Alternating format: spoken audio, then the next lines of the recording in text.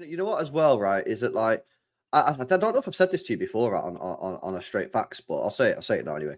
I'm quite surprised that Ten Hag himself didn't consider leaving in the summer, right? Because if he would have left in the summer, I genuinely think he could have spun it and left with a bit of positive. You remember when Mourinho left, right? At the time, most United fans wanted Mourinho out, right? And then he left, and then what did he say? He said, "Finishing second is the best thing I've ever done in my career with that squad." And everyone went, "What?" And then what was it? 12 months later, everyone was like, "Oh, fucking hell, you know what? He's right." And it was weird. Mourinho's stock at United went up when he won the trophies, and then it went down.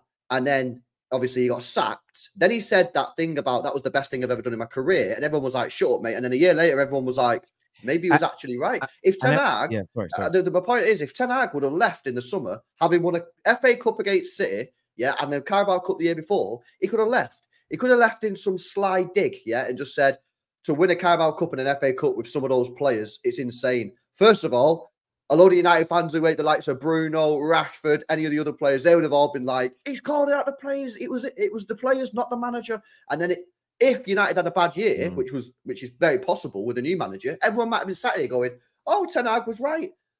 You know, I think Ten Hag made the wrong decision. I think he should have left. No, listen. I think you're right. Again, bad advice. But it's like I was saying about the fans fighting over managers. Most of the current very potent Ten Hag outers were the same people under Jose that said this squad is good enough to win the Premier League. Jose was the only reason we weren't winning it. The squad was good enough. 12 months later, oh my God, there's problems. So what I will say is this: sacking Ten Hag, I do not suddenly think within 3 weeks we are going to be consistently playing as well as Arsenal and City and Liverpool. It's still going to take us time. And that's my worry, even about sacking him now, is that everybody's going to build their hopes up. Whoever's coming in as a savior, and we're going to be this amazing team very quickly. It won't work like that. The squad isn't good enough yet. The culture needs to improve, and this stuff takes years to fix. But we just don't see that for some weird reason. And that's what makes me more angry than the manager, is our fans don't want to accept the reality of the situation. But actually, what could happen here, though, is crazy to me, right? Let's just touch on the Ten Hag thing, and then I'll come back to what I'm going to get onto, right? For me, look, comparing him with the Arteta thing, for me, it is absolutely crazy. Because as much as when we were coming 8th, 5th, I did want him out, at least we were progressing, right? And you had a style of play. We had a style of play, and he was bring people into the club that actually were making us better than what we were, right? So you could see some form of progression. I don't see that with Ten Hag. And when you say that, you know, like there's kind of people out there that still are backing him, if you're actually going to say today, we'll give you more time, what are they expecting this board of? What are they actually expecting in the next few games? What has he got to do? Has he got to now, from now to the end of the season, somehow miraculously get Manchester United playing Champions League football and winning a trophy? Is that what's keep his job? Because that is just not going to happen. So for me, if they're going to give him time, I ask why. He's been given so much time already. What are you miraculously expecting, right? And for me, the fans, I don't understand. Things could actually be quite good at Manchester United in 2 years' time. And I'm talking about 2 years, not 20 years' time, by the way. And I'll tell you why. Because they've got everything now, apparently, in place that you need to be successful. They're rich. They've got a hell of a lot of money. They've got owners that will spend money. Yeah, they've neglected the club in terms of where it's been spent, but now they're giving it to people who know how to spend it. If you've got the right manager and the right recruitment team together, in 2 years, 4 transfer windows, you could actually be competing. That's how crazy it is. Yeah, it can turn around that quickly, football. We've seen it before. Yeah. So I don't really understand why Manchester United fans want this guy to stay with the current crop of players. We believe with the 21 players he's brought in, they've all been fantastic. We think they're all definitely understanding him and a style of play. He will get it right. Just look at Arteta. It's actually nothing like Arteta, in my opinion, because in 3 years, I'm still scratching my head as to what Man United's side is the best side. I'm still looking at the players thinking, are any of those actually half decent in terms of the new recruitments the new recruitment structure that you got? And then I look at things now and I think, yeah, it is that man. So if the new structure is as good as you believe it is, with Ashworth, with Wilcox, with Will, obviously Jim Rafford coming in, and these guys, if you think they are the footballing men to take your club forward, then trust in them to get the next appointment right and actually look at the recruitment together as a team and go, right, we're starting from scratch. Everything else has been changed. The manager is the last part that hasn't been. Now let's change him. Let's give it to whoever you want, and we'll go forward with them.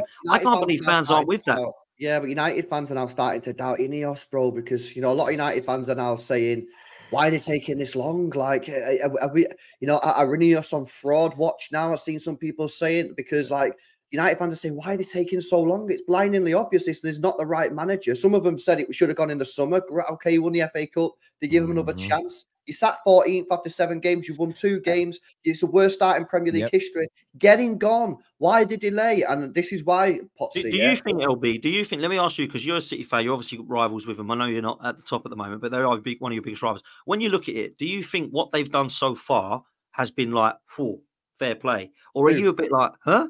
Because I'm as in this new structure that's come in with the renewal recruitment. I said when Ineos come in, I've said on this show last year, I thought you guys are going to be on the up. Yeah.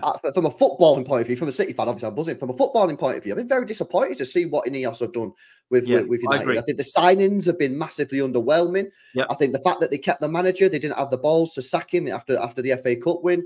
The fact he's still here now after 7 games with only 2 wins in the Premier League, the worst start in Premier League history. I look at him and think, Ineos, mate, like, you're not looking too good. This is why, for me, they need to get this guy sacked quick time. They do. I would say this about people turning on Ineos is the fact that this is my concern. The people that want Ten Hag out right now are correct about him as an individual. But I worry about their ability to digest and understand the real deep-lying issues at the club and how long they're going to take the fix. It's going to be a good couple of years of it progressing to where we can get to where you're mentioning their Potsy. They need to have a little bit more faith, and we need to stop flying off the handle every 5 minutes. I understand that there is this kind of, no, I've got high standards and I'm going to kick off and moan about things if things aren't where I want them to be straight away. There's the debate I want to have at some point, but it's going to kind of need Arsenal to win the league to do it. I find it interesting that Arsenal will become and the reason I say that is I feel like when Liverpool are at their best, and forget what Real Madrid fans do for a moment, because that's their club. When Liverpool were at their best in the Premier League era, the social media era was in its pomp. Liverpool fans are probably the most unified and balanced and happy fan base out there. They delivered on the pitch. City fans are pretty balanced and happy and uniformed, and they improve. Even when you have a bad game, it's like we remain cool. Arsenal have become a better football team since the majority of its fan base have become far more reserved, maybe a little bit calmer. Now, I'm not saying that you don't like having high standards doesn't mean flying off the handle every 5 minutes. So there's part of me that sometimes feels, again, it's a train of thought as opposed to whether it's a fact. You can be angry and frustrated, but how about as Man United fans, we keep our powder dry for a little while. Get rid of this manager, cool. Bring in Tuchel. Give it all some genuine time. I'm not saying 6 months in, we've only won 3 games. Don't be angry, because that's, again, you're going to the nth degree. I'm talking about to understand it's going to take a good few years to get a squad that's genuinely good enough to compete with a City team on a regular basis. Understand that. Remain patient. When things don't quite go how you want them to, call them out, have a conversation.